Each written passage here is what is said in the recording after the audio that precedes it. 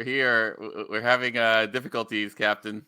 I I'm found trapped in a it. nebula. I'm There trapped we in a go. nebula. You're trapped in the nebula. Hello, everyone. Welcome to the 21st century, very obviously. This is the Star Trek Discovery Pod, a sometimes funny, apparently sometimes stuck in a nebula podcast covering all things new and classic Trek. I'm your chamomile tea, no sugar, please, drinking captain, Myrriah Gossett. With me on the view screen, we have... I'm Clyde Haynes. Myrriah, I think it's time that you start calling me number one. Number one, Clyde Haynes. Hello. And I'm you're not a nebula, Paul Sitachet. Paul, our science officer, Paul. That was it. Not a nebula. Not a nebula, Paul. Yes, tonight we are reviewing and discussing the third episode of this final season of Star Trek Picard, entitled 17 Seconds, directed by Jonathan Frakes, written by Jane Maggs and Cindy Appel. But just a few reminders first. Paul, what do you have to tell the audience here? Well, I'm assigned to remind our listeners to subscribe to our podcast on Apple, Spotify, and YouTube. All links at StarTrekPod.co. And if you're loving all this content and you'd like to support us, please consider joining our Patreon for just $2 per episode at patreon.com/StarTrekPod. Do it. Clyde, how can people engage with us in the chat tonight if they're watching us live? Well, if you're watching us live and you want to participate, you want to let us know what your comment is, what your thoughts are, you've got questions, you want to correct us, then it's very, very simple. You just type capital P, capital O, capital D, capital pod in the chat, and we'll take a look. Now, if when that time comes, you want to let us know what your overall thoughts about the show is, you know what it was or what it will be when it comes, you just type capital H, capital F, capital HF in the chat, and we will take a look at your thoughts. Indeed. Tonight, before we jump into Picard, I did want to talk about our namesake show has announced that the 5th season of Star Trek Discovery will be Don't the say it. last season of Star Don't. Trek Discovery. And I am really sad. So I just wanted to, pour one out for Disco, get y'all's thoughts. How are you feeling? Thoughts, feelings, reflections. We'll talk about it more as the 5th season approaches, which apparently we're not getting till 2024, which also makes me sad that we're going to go a full year without any Disco in our lives. But yeah, I'm really sad, guys. And that sucks. That sucks. Yeah. Disco is still my favorite franchise. I know we got a lot of people who are jumping on that Strange New World because, Handsome Mount is just so handsome. And I like it. I really do. I like Strange New Worlds quite a bit, but Disco's special, and I feel like it started all of this. I'm not ready for it to go. 5 seems too soon. Like, I was really hoping for 8. I need 6 seasons in a movie, some Community vibes here. I mean, I wonder though, like, when you have a talent like Sonia Martin Green, is it hard to keep her on a show like that? I mean, potentially, but the other thing is, like, it's a pretty seasonal show. I feel like it's not like she couldn't go. She did like a bunch of movies in the last couple of years too. There's those opportunities out there. Anthony Rapp did, a whole Broadway production. So it's like, there's room. But yeah, I'm sad. I would love if we got a movie. I'm glad that they potentially get to, seemingly it's on their own terms of where this is ending for them, or they're going to get to write the ending they want for these characters, which I always appreciate more than like finding out halfway through a season that they're not going to renew it for the next year. But yeah. Yeah, no, I wonder how long any of the new Trek can last. I think once upon a time, what shows really get those runs anymore? Yeah, like 5 seems like a lot to me. For what you call it, for a streaming show. I mean, how many seasons did Game of Thrones get? 8. I mean, yeah. 8. Breaking Bad, like, I mean, I feel like 4, right? Breaking Bad 4, 5. I think there's 5 for Breaking Bad. Yeah. I mean, I don't know. But Like, then you've got shows like what Grey's Anatomy that's still going. Yeah, but that's a serialized network television show. You know what I mean? They're using those same sets over and over and over again. That's like a different beast, I think. Would you take a serialized Trek show if it meant that you could have it for 20 seasons, a la or more, a la? I mean, that's what I need. I need a Doctor Who Trek. I just don't think, but even like, isn't all new Doctor Who even now only like 10 episodes a season? Something like that. I think it's all really. I mean, Yeah. it's the new reality. Like, Yeah. like I'm like, to be honest, like I'm surprised like we have all the content that we do as far as Star Trek. Like, Mhm. it's crazy to me. Like as a Star Trek fan, like I thought like, the UPN was going to be the high point of it, right? Where you had I think there was one overlap where it was like Next Generation, Deep Space Nine, and Voyager, all 3 shows, and that Mhm. was. But each of those shows were like 22 episodes plus, right? So, but like everyone's so what you call it nowadays.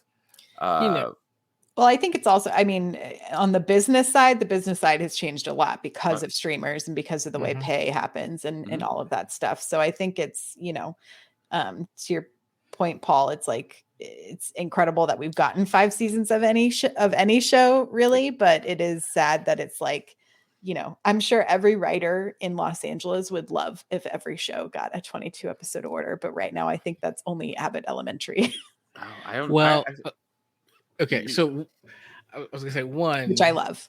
I, I gotta be honest. So I got 2 quick comments. One, if it went on for 8 or 9 seasons, I think there's a real question. Podcast aside, I think there's a real question whether or not I as a viewer would hang in there. Because I know people love the Flash.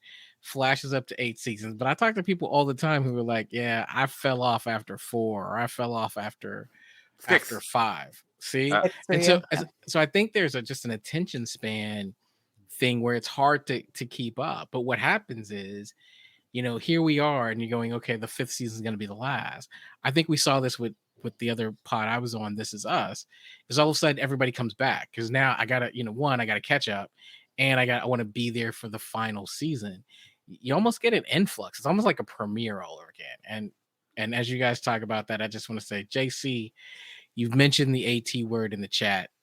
Please don't do that again. Hey, Please don't do that again. Ash Tyler's coming back for the Section 31 show. No, with Oscar-winning Michelle Yeoh. Yes, Michelle, yes. Ash Tyler, no. Just saying. Well, yes, we will talk more. Wait. Who's Ash Tyler? I see you approach Ash Tyler like I do that one Indiana Jones thing that happened. Seemingly. But yes, we will continue to reflect on this last chapter of Discovery as we get closer, and we'll see what it will look like. But I do think with Picard coming to a close this season, Discovery getting one more, this now only currently leaves us with one live action Trek show on air right now. Correct? Right? I'm not wrong. That means we have Prodigy, Lower Decks, and Strange New Worlds. Yeah. Although the animation stuff's been killing it, but I will be ready for an announcement of what our 7 of 9 Rafi and Worf spinoff show is, or Paramount Plus, CBS streaming, whatever y'all will be called when you merge with Showtime. That's happening soon. Just give Paul and I a call. We are ready to. I think this whole room is ready to write the Klingon Game of Thrones show for you. Right. We shall have that pilot ready for you by next week. I'm literally working on a peanut hamper spinoff. Oh, I have a peanut hamper theory by the end of this show. Later. We'll get to my peanut hamper theory later. We first started this pod way back when Discovery season 1. Mm-hmm. There was an ongoing gag where we would wait every episode for 2 things. One, Grant to confuse Vulcan with Romulan or Klingon or mess that up somehow. Mm-hmm. Happened every episode. And the other thing was a random tie-in to the series Lost every episode. Now it feels like the running gag is, at what point can we surprise Clyde with a random peanut hamper comment to Yeah. just throw him off from the rest of the episode? You're welcome. It's coming later. That's Be right. prepared. Man, But I do think it might be time for us to jump in and talk about this episode of Picard. Let's get ready for some whiskey and some de-aging technology here. Get ready for that filter on your next TikTok. And it is time for some Hot freaks! Hot freaks! This is a freaky episode. I'm just going to jump in and be like, I thought this was a really great episode. I love Jonathan Frakes directed episodes. I can feel the familiarity with the subject matter. I love the way the action sequences were put together. I also have some hot takes about Picard that I'll pepper in throughout this and the character, not just the show. But yeah, I loved all of the Raffaella and Worf scenes together. I'm so excited that that is happening and is finally getting Rafi out of just talking to a green screen. I enjoyed the really tense Picard Crusher, seemingly the first of many big conversations for them to have.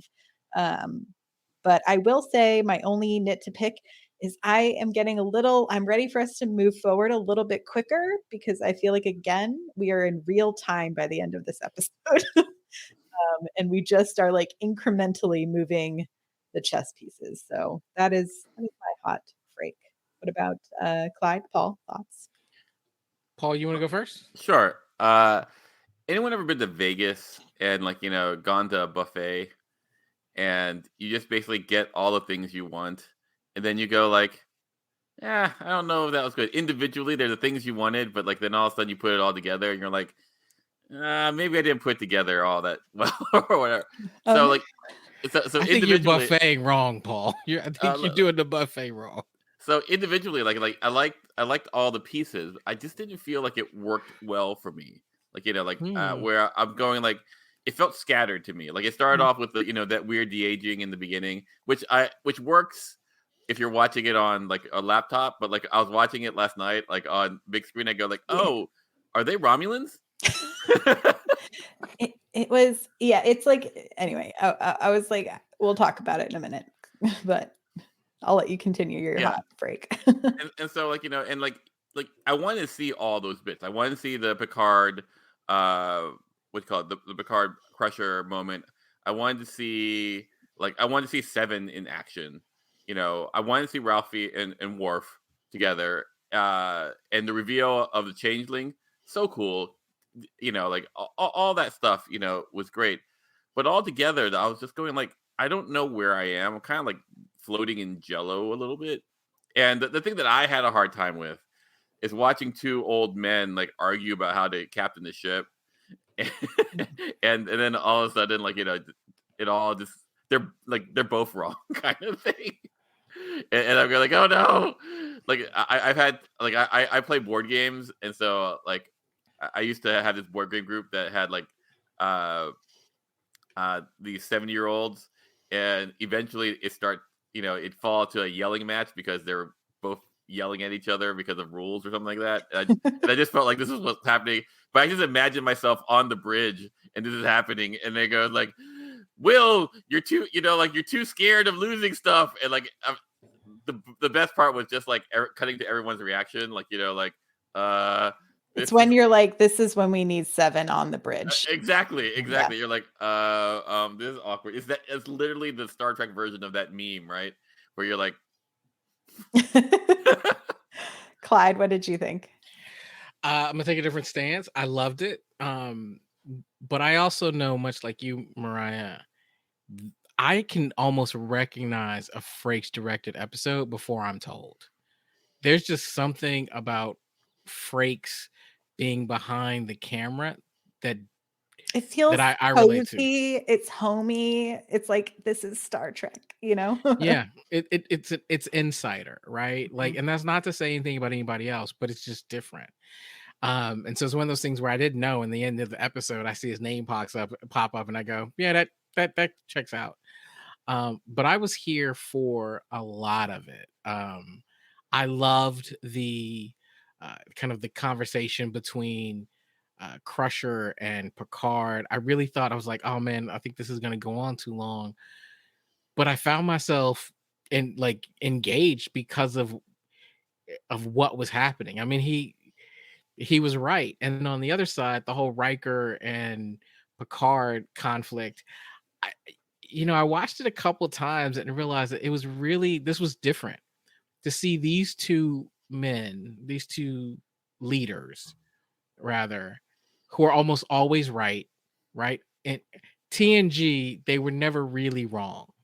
They might be kind of right, but they were never really wrong. And now here they are, wrong and having an argument that they would normally never have in that venue. It Mhm. was an interesting kind of departure from what we're used to. One of my favorite moments was what Ensign LaForge, I think it's Ensign Mhm. LaForge saying Commander 7. Like, that got me. Like, I was just Mhm. like, yeah. And I've got to admit, like, all in all, I did not see the changeling thing coming. Completely caught me by surprise. If I had a nit to pick, the Deanna Troy call seemed just off, awkward. Like, it just didn't hit. And I Yeah. couldn't quite put my finger on why. I think for me, the biggest thing was the de-aging made everything, and it was like hard for me to figure. I was already like, why are we back in Guinan's LA bar that Sure. we had from last season that didn't exist and the different century? But anyway, we're using sets. I get it. So the placemaking was strange for me. And then the de-aging, I really wish they had just done a little bit more with some practical makeup and then maybe just used a little bit of a beauty filter. You know what I mean? I was like, I have seen better technology on TikTok, y'all. Like as far as like de-aging makeup stuff. And I felt like Riker looked a little bit more believable in his close-ups. It was just like too smooth on Picard. I'm gonna say something that's hopefully won't get me in trouble, but it will. probably. Here's the thing that why the de-aging felt off to me, but I really couldn't. It didn't even bother me, is because it felt so unbelievable. Because Picard's cadence is that of an older man, Mm-hmm. right? He doesn't like there when he was younger. He spoke a certain way. Like, Right. we went back and we watched a lot of TNG. It's Now, like coming more from the diaphragm in and, earlier and Picard. yes, and it feels a bit of a struggle. Like he's trying to get these words out that you can de-age him all you want to. The cadence, I was like, well, okay. It just that scene didn't really work for me. Like I was able to pull in what they were doing, and there was this conversation about loss and being a parent, and Riker sharing this, and it's a flashback. Like, I got the intent of the scene, so because I love Trek, I just went with it. But if you're asking me if I thought the scene worked, no. Yeah. I mean, I saw what they're trying to do with this, like, the story of Thaddeus, and then like paralleling it to Picard having his moment in the turbo lift for his 17 seconds. But yeah, I don't know. And I appreciated getting to know that essentially Jack is the same age that Thaddeus would be today if he was still alive. And so I think that makes Riker's emotional connection to this episode a little bit more poignant to me. I missed that. So like I feel like they really were setting this up as like a heavy emotional episode from the top. And I wanted to dig. I think to me, the most interesting thing to talk about tonight would be Beverly and Picard hashing it out. And essentially, was Beverly, I don't know if there's a way to designate if there is a true right or wrong in the situation, but there's definitely a lot to talk about in how Beverly approached the entirety of having Picard's secret child. And I This is wanted so to get going to end up in a y'all's team thoughts. Jean-Luc, Team Beverly conversation. Hashtag. Hashtag. Because I'll give you my big takeaway at the top is I think this entire episode proved Beverly right. How so? You can't just drop that and walk away from it. That's a hot Myrriah. It's a hot Myrriah take. I would drop the mic, but it's expensive, and I can't afford another one. It's attached to a mic stand. But I personally, I'm in full agreement with Myrriah. Like don't misunderstand me. I love Picard, but like she's like, hey, I got a kid, and like just that line of like, like being Jean-Luc Picard's kid paints a target on the back. I mean, I don't know how he can like argue that, right? and then like, and then if that's the case, then like what's the rest? The rest is like, I'd give that up. No, you won't. Don't lie. It's Picard. This is your thing, Clyde, right? Like Picard is the hero, and he's when the galaxy calls, so like I don't think it was necessarily right for Crusher to like not tell him, but like she was right to do it. It had the best outcome. How about that? So I'll say a couple of things about that. So I don't necessarily disagree, but I don't agree either. Okay. In the fact that it's also the only dad on the show, so I feel like you probably have bigger opinions than the idea that someone would have my child and not tell me about it until their life was in danger, I would feel robbed. And I think Picard's argument was, you keep telling me you know what I would do, but you never gave me the chance to actually make that decision. Right. And so it's hard for me to say I agree that Beverly shouldn't have told him. Right. Yeah.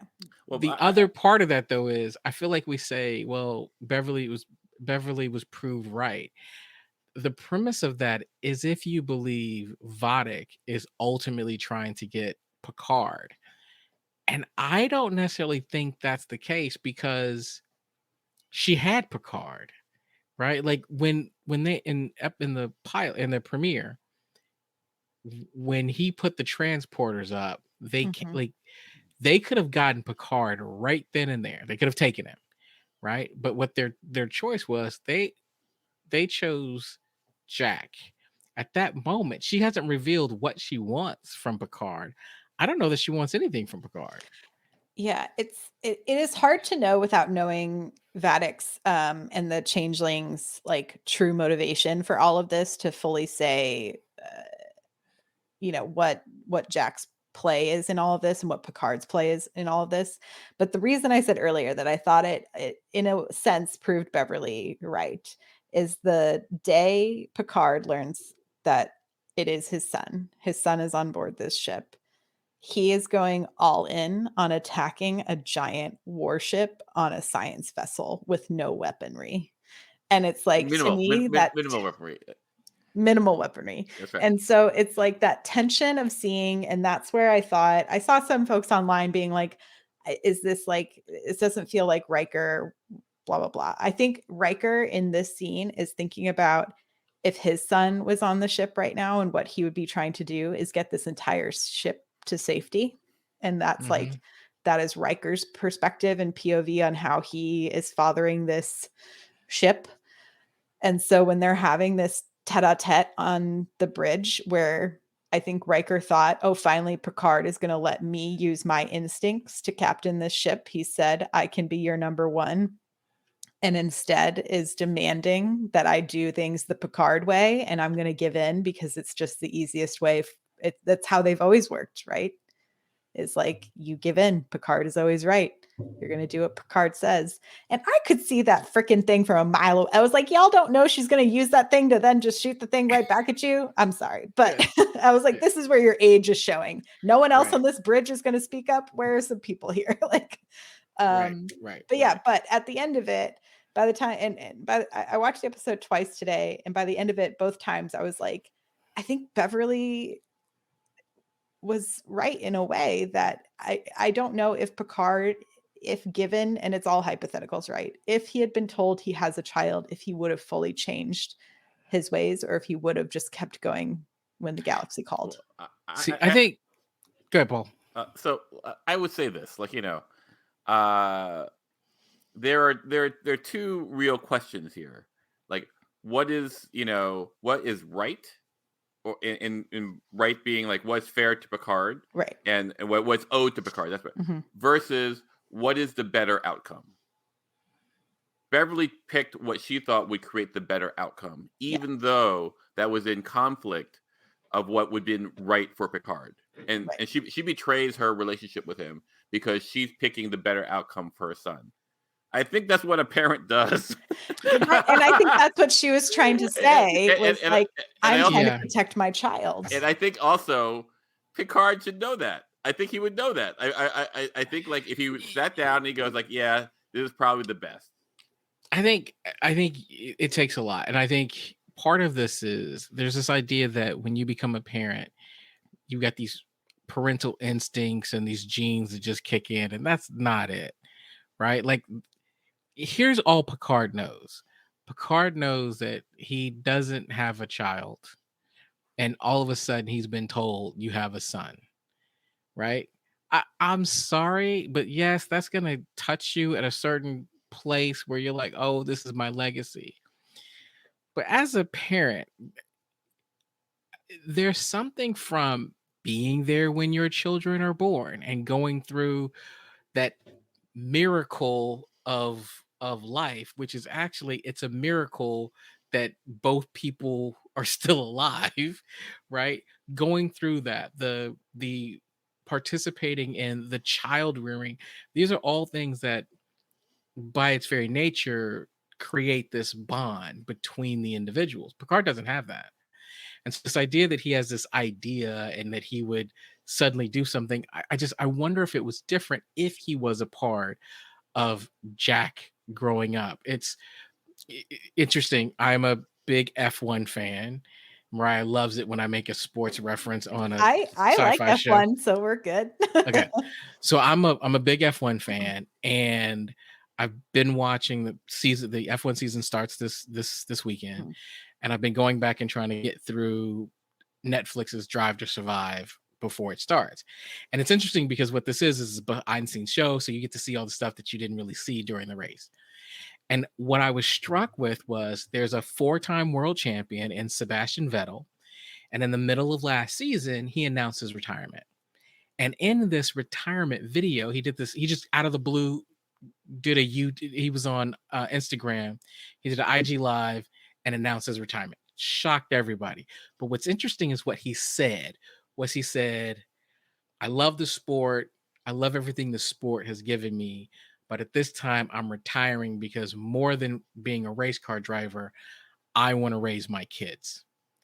And what I was left with is, even those like Picard, who might constantly put their lives on the line and do something very dangerous, the act of being a parent and in that process sometimes changes you, where you go, this thing that I've been doing, I can't do anymore. So I wonder if he had become a parent and been a part of Jack's life, would we have seen Picard say, you know what, I can't rush into danger. Hey, Soji, you're on your own. Like, I can't do all these things because of this other thing that means so much to me. But we'll never know because he never got that chance to experience that and grow in that manner. So that aside, if we're looking at Picard today and judging him on how he is today, never having gotten that chance to mature, then yeah, his life is a bit of a train wreck. And every time he turns around, somebody's trying to kill him or somebody who knows him. That's where I'm a little bit like, I don't know. Are you really saying an 80-year-old man is not mature? In this case, absolutely. Positronic robot. Have you Also listen? trying to grow that. Yeah. Listen, I love my dad, but if you knew my That's dad true. asking I me was the like, it's question, like you hit an age and then you start going backwards. Like, yes, Yeah, that was 7 for me. yes, yes. Love my dad. Mature is not a word I would use to describe him. I like to your point, and we can let this go because I don't think there is a right answer aside from no. my answer. But but here's the second thing. Okay, let's say like here is Jean-Luc Picard, savior of the galaxy many times, right? Right, Clyde? Are Yes, you are many you many go- times. are you going to deprive the galaxy that if you're Beverly? That's an interesting point. Mm.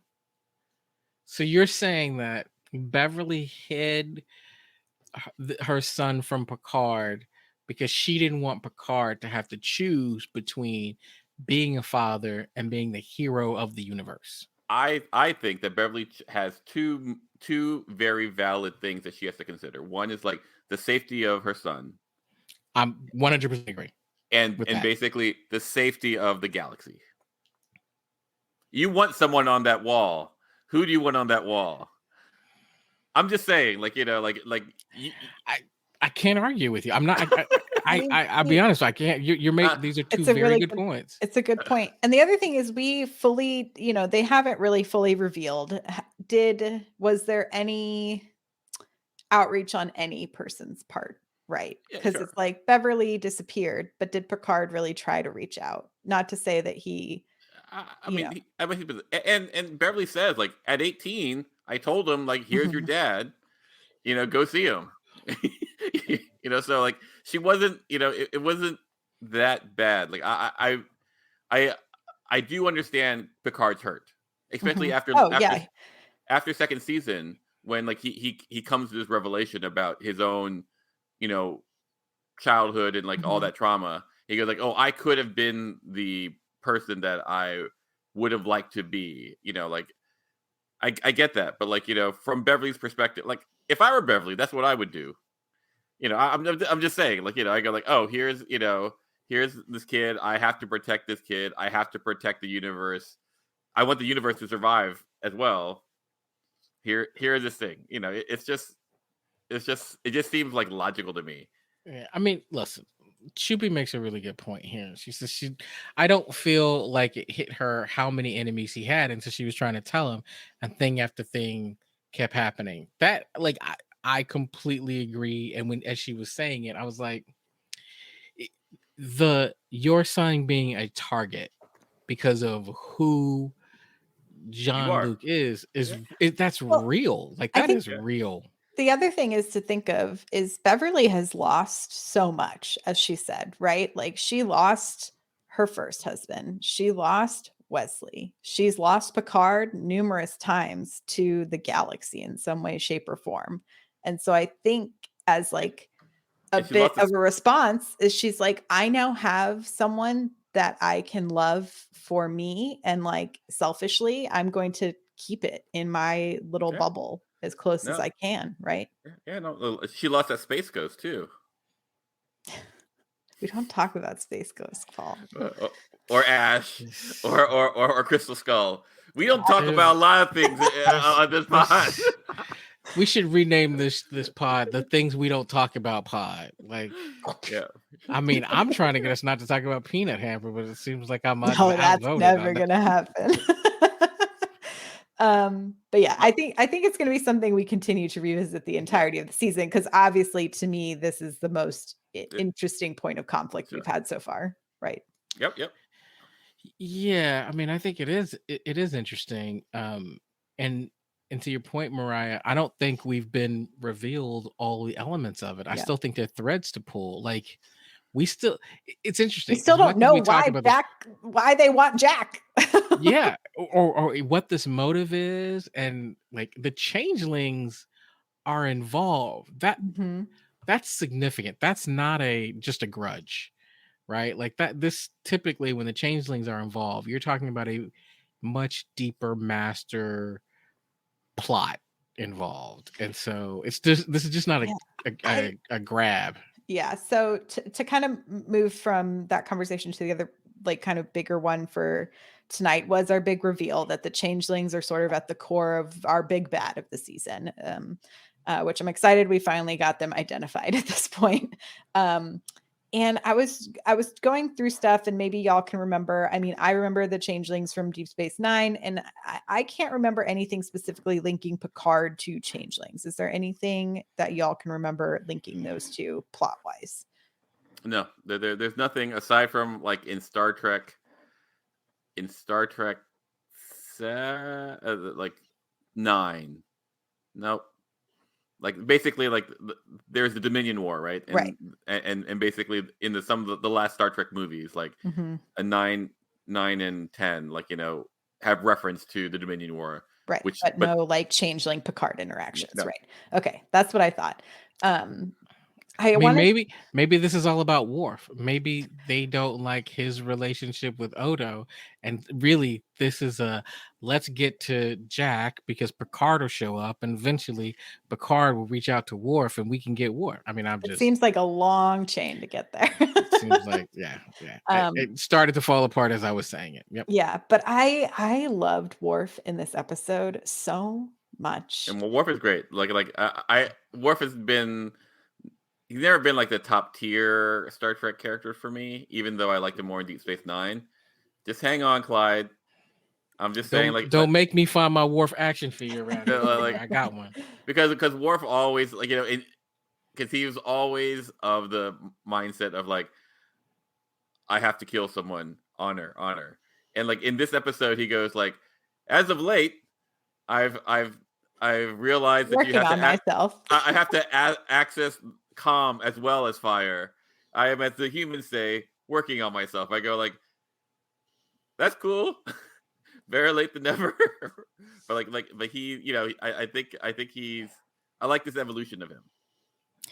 I'm a big Worf fan, but Michael Dorn is just like his portrayal.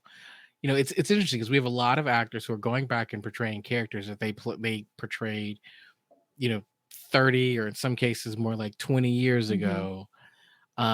Michael Dorn slipping back into the Worf character feels seamless to me, and just look in the Black community to see, and there's a certain amount of wisdom and honor and admiration that comes from looking at an elder statesman. And so when I see Michael Dorn on the screen, there's a certain amount of respect. And I'm like, Michael Dorn, if you're listening to this podcast, let me know. I would love to buy you a drink someday.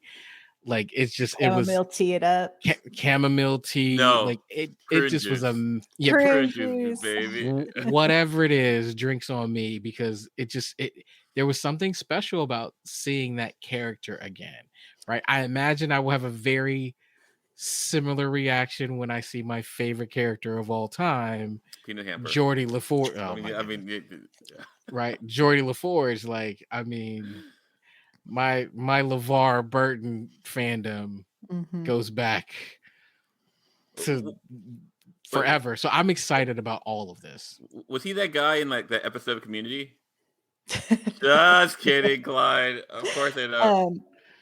I was going to say it was in this week's Ready Room. There's some fun kind of behind the scenes stuff about like choreographing fight scenes, and like Michelle Hurd, kind of similar emotion wise to Clyde about like the importance of like seeing Michael Dorn on her screen as she was growing up, and now getting to work with him and have this like on screen both partnership, but then like a friendship with him. And all of their behind the scenes footage just looked like the most fun people were having on set, because it's just like cool fight choreography and like the seedy underbelly town, and then like them on the La Sirena together.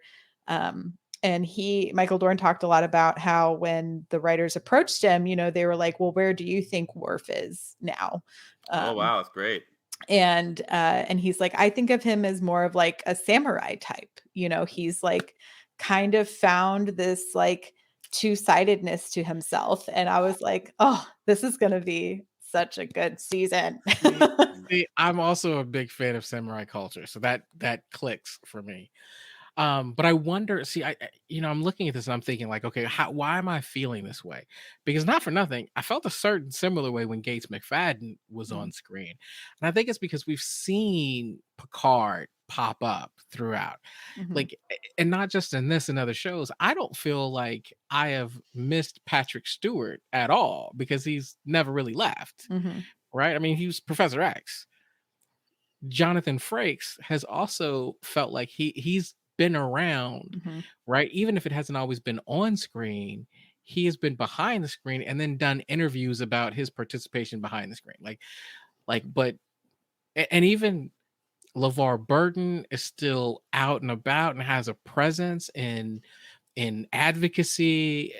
There's a lot here, but Michael Dorn feels like I have not seen him for a very long time, and it felt significant seeing him on screen. It really did. Yeah, and someone broke down. So I love that we get the whole reintroduction with Son of Moog, House of Martok, Son of Killer, Sati. Killer of Paul, Duras. Paul, that was the intro I was trying to give you. I was like, you could do the whole thing. I literally wrote it down and had this like, love it, Clyde. I was like, I am my name, like when you said, hi, I'm Myrriah, and with me, I was going to go, and I am Clyde, son of Clyde, house of, I had this whole thing that I was going love to it, do. love it. And so I was I like, almost did that one. I was gonna be like, I am Myrriah, daughter of Walter, House of Noland. Like, yes. so I was going to say bane of Myrriah's existence. Like I had the whole thing down. Like, but a big thing a lot of folks noted was that he said House of Rozhenko, which is Rodchenko, yes. Rodchenko. Sorry, I'm like reading it off the page. Rodchenko, which is his adoptive human father, which a lot of people really liked. Yeah, I nerded out in that whole. I'll be honest. I'll confess. I rewound it 3 times and listened to it 3 times. I love it. I love it. and not to be like superficial, but Worf just looks cool in with his white hair. And, he's rocking it. That long pony. Yeah, long it's pony. It's casual. Yeah, I'm trying to be him when I grow up for real. Yeah. And the makeup I thought looked great. They talked a lot in the ready room too about how we've seen many versions of Klingons throughout Star Trek. There's a lot of different kinds of Klingons, and they're like, but we cannot change Worf. But they're like, luckily we can and have better makeup technology, so it makes his life a lot easier to be able to fully express in the makeup. And I thought that was really cool. The other thing, this week's Ready Room is full of lots of production stuff. So if you all want to check it out, I thought it was great. They rehired the original graphic designer from TNG to come on and work on all of the screens for the Titan. I was like, they look incredible. And they interviewed him and he was just like, it was so fun getting to work with the technology we have today so that they're like fully interactive screens. But I was like, anyway, it was a production fun times. It's funny you mentioned that because this episode I watched all the end trailers, and because it's all graphics, right? Like of the Titans, like view monitors, and it shows a bunch of stuff. And I wonder if they're teasers, they show the museum, that Jody worked on that he sent the what you call it, the painting of the Enterprise to. Mm-hmm. So I wonder if they're going to go to the museum, it has all this stuff at the end of the at the end credits, and it's all very interesting. I'm just curious, how many spoilers they kind of hid in there. Yeah, I have heard that if you go through all of them, you can find quite a few, but I haven't been wanting to look too close. I see. I don't want to get spoiled. But I'm sure there's some fun stuff in there. Oh, another fun fact is the actor who plays the changeling who's getting questioned by Raffi and Worf is the same actor. It's Thomas Dekker, who played Jean-Luc Picard's imaginary son, Thomas Picard. In Generations? Mm-hmm. It's apparently and then he also in Voyager, while still a child, he played a hologram named Henry Burleigh, who existed in Janeway's Hollow novel. And so he has now appeared as a human, but not a human 3 times in Trek. Well, there you go. Look at that. Just keeping it in the family. Yes. So Odo is definitely Worf's source, right? His trusted source, I trusted assume friend. so. Like that's the only changeling we have by name, and the only changeling that Odo knows. But I think what's interesting is, if memory serves, when Worf first showed up on DS9, Odo wasn't a fan. Not Mhm. yeah, like like because like Worf was trying to do his job. And That's true. so I thought it was interesting that, now we're looking in that relationship that started so rocky. He speaks to him with With such reverence. reverence and honor. And also for those of us, um, the actor whose name I'm gonna mess up, Renee Ogerberg, or Odo. Yeah. yes, who passed Yeah. away. It was a really a great touchstone, and call out to him. So I like that. I really did like that. I wanted to another thing that I found interesting in this episode, and it didn't really hit me until the second watch, was when Jack is kind of like half passed out on the Mm-hmm. ground once they find out there is a changeling on board the Mm-hmm. Titan as well who's been sabotaging things. Um, he has this interesting like vision of Sure. Seven with like a red tree growing behind Mm-hmm. her, and it's like follow the roots, and then Is that there's what a door. is that what you said? Follow the roots? Follow the branches, follow the it's like I something like that. I, Follow I, the th- branches, I thought follow so the that roots, like connect the branches. That's what I connect the thought. branches. Oh, that might be it. Mm. Connect the Get the branches, and then there's a team up. door. So the whole team has to get back together to save the galaxy. Is that the So point of that vision? like for me like I saw that Sign me up. like I saw that and I go, oh, because we did all this changing stuff. I go like, and this is wild conspiracy theory. Okay, I'm ready. Like, Paul theory. Get ready, y'all. is Jack Crusher a changeling? How? I don't know, Clyde. He's but not, but have we seen, doesn't he have to become liquid form? Or is he maybe the first changeling that never has to become liquid form? the Oh, only he's reason a why daywalker. He's a the reason daywalker. because like I'm thinking like why do they need Jack? Why would they want Mhm. Jack? And so like the only thing I could think of is there's something special about him. This feels Unless very The Last of Us, Mandalorian. We don't have a Pedro Pascal in this show, so I don't know. that's my hot. And then you see like like when you see the vines or the red behind, I think of the Great Link. So Mhm. like for the changelings. So like and like the changelings have this kind of like there was an episode in Deep Space Nine where they have like this connective thing where like anyway Their like life pool or whatever it is, yeah. they connect with each other. So like I don't know. I don't know. I'm just saying that like that's my super hot take. All right. Okay. So James says not a changeling, wouldn't have been affected by the gas. Mm. And Marge says, Pod, something Riker is a changeling. Ooh, that would be crazy.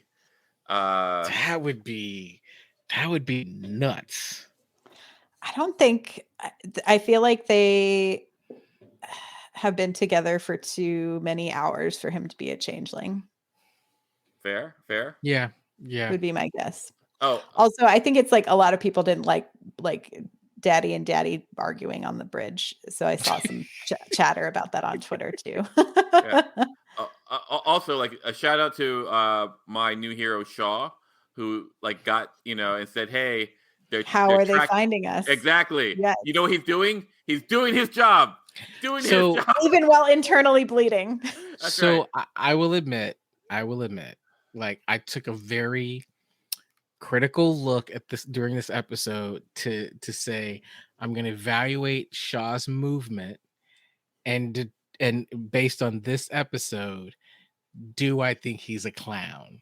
And I will admit he didn't do anything that jumped out at me that would make me not like him based on this episode, with the exception of the "you did this, you" was a little unnecessary. But I think when you're like, I think I've just killed an entire crew that's not mine, like to Yeah. save your kid, you know, like, Yeah. and now we're all done. No, I mean, but by and large, I didn't find any real fault with Shaw this episode. I can admit that. I mean, the other thing is like we know they're not going to fall into the gravitational well, or if they do, they're going to pop out the other side somewhere interesting. You know what I mean? I think I think the Vedic wants them alive, and so I think she's just going to use her fancy portal to bring them back out and start all over again. Oh, yeah. I wonder if there's a line of sight thing. Oh yeah, I don't know. Potentially. So the other thing was they keep alluding to something else besides this portal technology has been stolen from Daystrom, and it's peanut hamper, right? Obviously, it's peanut hamper. I will say, so the timeline of things, that drink with Picard, the de-aging drink, happens 2 years after Riker saved the Cerritos. And so I was like, either this portal's going to open up at the gravitational well, or I would love if the Cerritos with Captain Mariner come swooping in for the save. That'd be great. That'd be great. Or it's probably going to be the portal. It's not Nebula.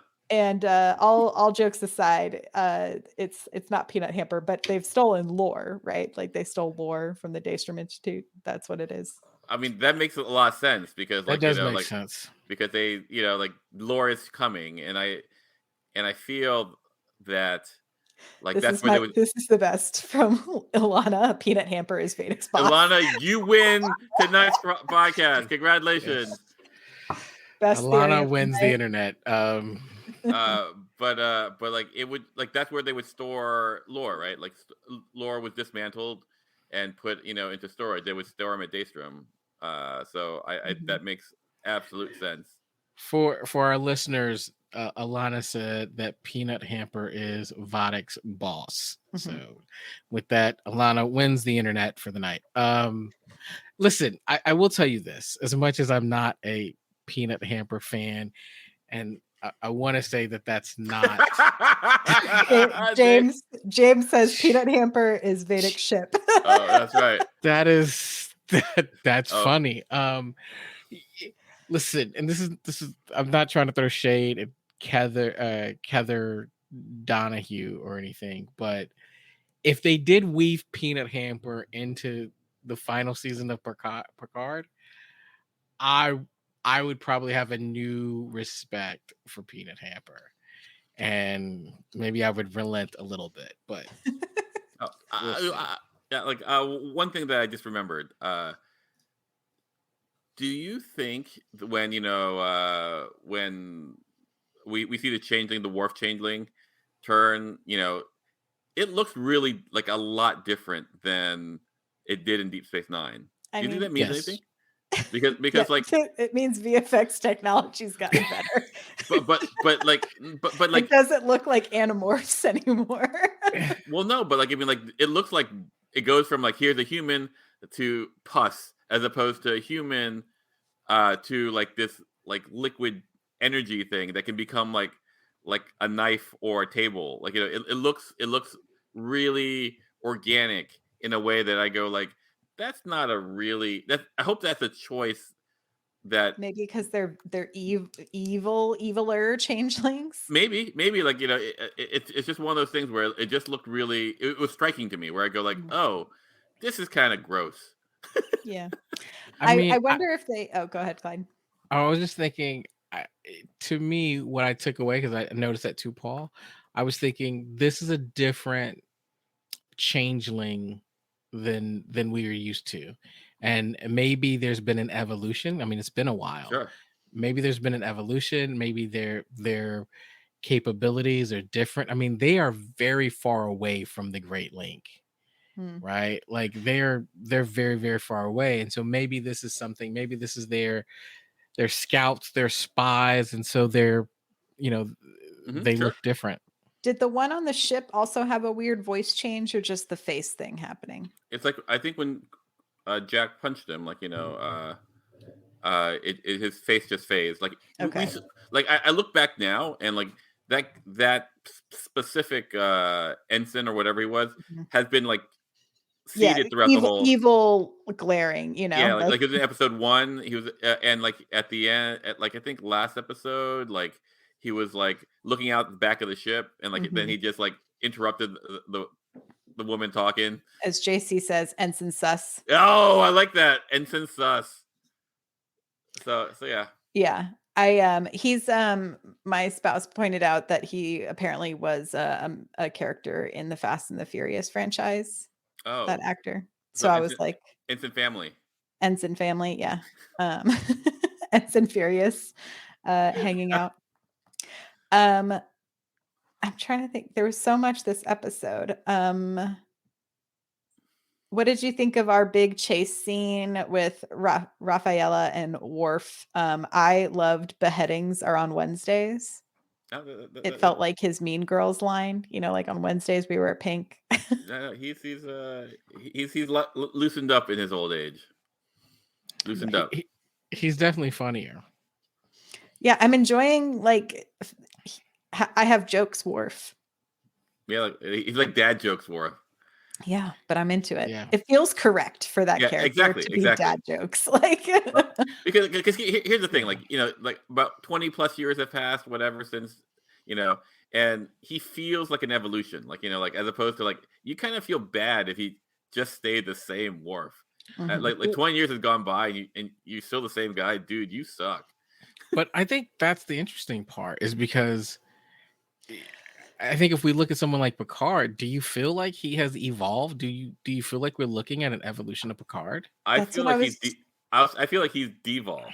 I'm That's just what I saying. was just gonna ask. I was like, it feels like everyone else has grown up and Picard is still on the Enterprise. Well, see, I would Mhm. say Picard has gone worse and just gone to like old man, kind of thing. And he's not nearly like because Picard was older, right? He was at his prime. Mhm. He was the captain, so he's leading everyone as Yeah. far as their thing. So everyone else is still like viable. He's positronically decrepit. Get it? So Positively. yes, nice. Yeah. I got a question for you guys. Okay, so there's some characters that we are expecting to see because they told us, right? So we're expecting to see Geordi. We're expecting to see Lore. We're expecting to see Moriarty. There's been some questions. We've kind of sort of seen Deanna. Who knows if But we'll we'll get more of her. I think we will. We've seen some screenshots in the trailer. So Yeah. Who else are you hoping to see, right? Like anyone from the franchise. Are there people that you're hoping that that are going to show up? Thank you. you got hamper. Thank you. I mean, I would love any tie-ins with our other shows. I think that would be a really firm way to finally and firmly pass the baton. If that makes any sense. I don't know how they do it. Book comes in, saves the day. Who knows? You know who I would like to see? I got one. Mariner. Mariner, all is good. I'd like to see Spock. We do have a lot of time traveling Spock happening. No, it doesn't need to be time traveling Spock. Spock's still alive. That's true.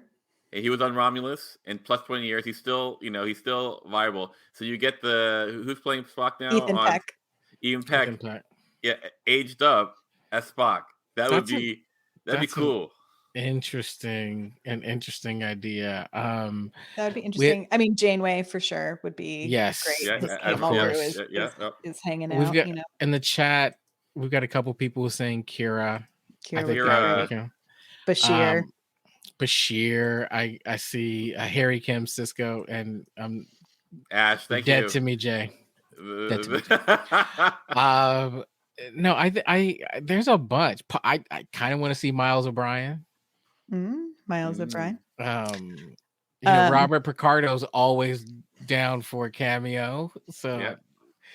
I think it'd be interesting. I mean, especially because I feel like we're getting a lot of TNG, but Seven is here, and so I kind of wouldn't mind seeing some Voyager crew, some Tom Paris. No, why does everybody hate on Tom Paris? I don't know. I mean, he was, he was what he was. I'll say it because like he's so basic. He's so basic. Tell me something about Tom Paris that you go like, oh, Torres would be great. Torres would be I great. thought about that. Yeah. Yeah, but like, what do you know about Tom Paris that makes him like interesting? Give me a character trait. I mean, He's he got was gray hair. He's a Yes, reformed prisoner. My point exactly. Like, great hair, reformed prisoner. Really? Hell of a pilot. Hell Wow. of a pilot. You're describing his skills and his hair as opposed to his personality. He loved B'Elanna. He did. He loved And a lot of B'Elanna. other people. But Like, he loved wait. Describe Janeway. Like, what would Janeway be? Give adjectives of Janeway. Her hair. No, that doesn't work. It's a false dichotomy, Paul. You can't compare those two They're not characters. dichotomies. I'm just saying, like, like with Janeway, she's strong, she's decisive. Like she's a gambler, she's a risk taker. Paris is just like he's milquetoast. Okay, so there are a couple other things. So Chupi says, I see where was it? And at least a mention to Alexander. I think that's fair. Yeah. See some names in here I haven't seen before. Ro Laren and Shelby. I don't remember who Shelby is at the moment, but Ro. Oh, Shelby is the person who tried to get Riker's job when. Oh yeah. Now you can keep Shelby. Ro, I'm for. Marge, I thought we were friends, and then you bring in Porthos. Like, what's up, Marge? Well, she has faith that the dog's still alive. It's in her heart. She has faith of the heart. Faith of the heart. Anything else y'all want to talk about in this episode? No, like this is my buffet episode, so like it's not. I feel like I wanted all these things. It just didn't come together for me. So I will. I got one more for you. What did you think of Vodic in this episode? Like, we were really excited about Vodic in the last episode. Continuation, but I feel like we didn't get a lot. We just got a few flashes to the interior of the ship this episode, so it was really just like the continuation of the chase. I think Amanda Plummer is an incredible addition to the Star Trek franchise, and I hope we get some scenes with her and any of our core crew together in a room and not just through view screens. Like, imagine Picard, Vodic, and Jack Crusher just smoking it up together. Also wouldn't be mad at that. But I'm ready for like some hand-to-hand combat with some like Seven and Vodic's like little minions, I'm here for it. I'd agree with your point earlier, Myrriah. Another nit to pick for this is it did feel like episode of Star Trek 24 where it was like in real time. Yeah. I'm ready for a little like let's get at least to like the next day, I don't know. Yeah. They're falling into the gravity well. I think you're going to be stuck with another 24 episode. I gotta admit that we don't have a whole lot of episodes, and I'm kind of over this nebula. Like, can we be away from the nebula, do some or whatever it is, I don't know, a mycelial network nebula, and that's Discovery comes swooping in and saves the day. That's it. If they came out with the mycelial network tie-in, I would go nuts. I'd probably lose it. It'd be great. Yeah. Well, I think that's it for this week. Anything else? All grievances have been aired. I mean, I'm just a big fan of of Shaw and Ensign Sus. Ensign Sus and Shaw ready for duty. Thank you all so much for tuning in this week. We will be back next week to talk more about Picard with another live streaming episode. You can subscribe, rate, and review the podcast on Apple Podcasts, and you can listen to us wherever you get your podcasts. Visit StarTrekPod.co to find links to all of those places and our Patreon. Clyde, how can people find us on Twitters? Just check us out at Star Trek Pod, where you can follow us on Twitter. Shout out to Karen, who runs our Twitter. Thank you, Karen. We appreciate it. Thank you all so much for joining us. We'll see you next time. Live long and prosper. Bye-bye. Prosper, everyone. Bye.